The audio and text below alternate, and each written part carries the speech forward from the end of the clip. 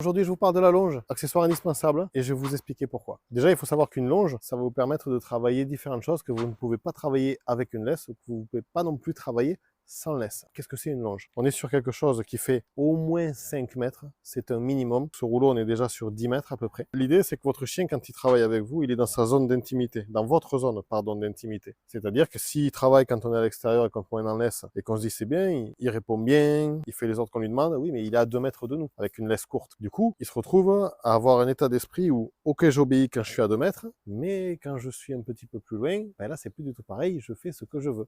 Au même titre que quand vous êtes dans une pièce, vous allez avoir votre chien qui vous obéit et qui accepte de ne pas sauter sur la table, mais par contre, quand vous changez de pièce, il est les 2 pieds dans le plat et il est en train de vous manger tout le gigot. Donc, pour éviter ça, il va falloir que le chien se sente sous votre contrôle, même quand vous êtes à distance, quand il est à distance. Donc, on va travailler avec la longe. C'est une des premières raisons. La deuxième, c'est que quand vous allez faire, par exemple, du rappel, vous allez l'appeler une fois, et s'il ne revient pas sans longe, ben vous allez appeler une deuxième fois, une troisième, et à la fin, le chien revient que quand il en a envie. Donc, le rappel ne fonctionnera pas. Avec une longe, on l'appelle une fois, il ne revient pas, on peut le contraindre à en revenir avec la longe, et toujours penser à le récompenser pour qu'il soit quand même content d'être revenu, parce qu'il ne faut pas oublier que le rappel, il s'intéresse à quelque chose, et on l'interrompt dans ce qu'il est en train de faire pour qu'il revienne. Donc, il faut que ce soit intéressant d'être revenu. Donc, une longe se couple pour du rappel avec des friandises, systématiquement. Ce ne sera pas pareil pour tout, mais pour le rappel, on utilise la friandise. Ensuite, il faut bien choisir sa longe. Prenez dans l'idéal, parce qu'après, si vous prenez une longe premier prix, mais même une ficelle, ça fonctionne, hein, mais c'est pas le plus confortable. Le plus confortable, à mon avis, on est sur une laisse qui a une matière qui ne brûle pas au niveau des doigts quand ça glisse.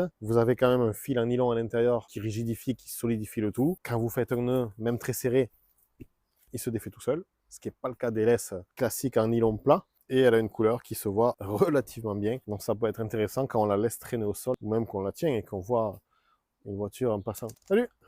Une interaction avec quelqu'un, on voit la laisse, déjà de loin on sait qu'il y a un chien et on fait attention. Alors que si c'est juste une ficelle noire, c'est moins bien. Donc une fois qu'on a notre laisse, on a la longueur suffisante. On est sur quelque chose comme au minimum 5 mètres, au maximum 20-30 mètres.